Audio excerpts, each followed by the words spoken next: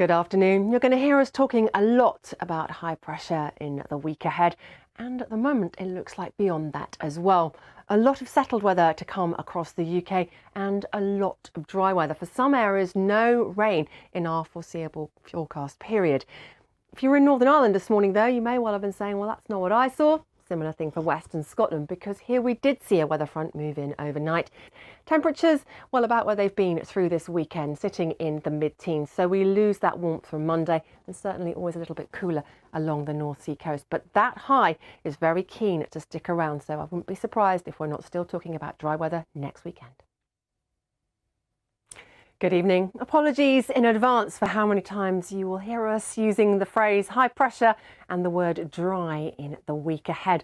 But that basically is the upshot of it. There's not going to be very much going on in the way of rainfall across the UK throughout the next 10 days now. Hello again, a very good evening to you. Well, really feeling some warmth in that April sunshine this weekend, and a very similar story. In fact, if anything, a little warmer to start the new week. Things staying mostly dry and settled out there too. Still the room for some chilly nights though. Hello, some areas today have been basking in warm April sunshine, but not everywhere. There is a weak weather front across Scotland and Northern Ireland. That's been producing, well, more cloud than England and Wales certainly, and a little bit of patchy rain as well. Whereas in England and Wales, there has been plenty of sunshine on yet another dry day.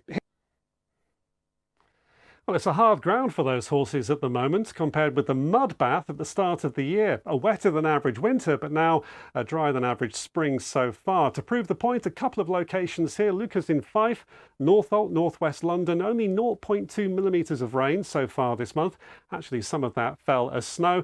And there is no significant rain on the way this week. Now, there is some to start the week in Scotland and Northern Ireland, but barely any in England and Wales. And nothing you see here will bring April anywhere near average so far in terms of rainfall. And of course, we've been talking about how chilly it's been so far this month, especially overnight with frost. The weather station at Edinburgh Botanic Garden, a record number of frosty nights so far this April, and that record goes back to 1939. If it was going to be warm this week, there'll be plenty of yellow and orange showing up here. Not too bad to start the week, but actually turning a bit colder. Look closely across eastern areas later in the week. And again, going into Friday, that dry high pressure is right across us. Isobars close together across southern parts. There will be noticeable easterly breeze here.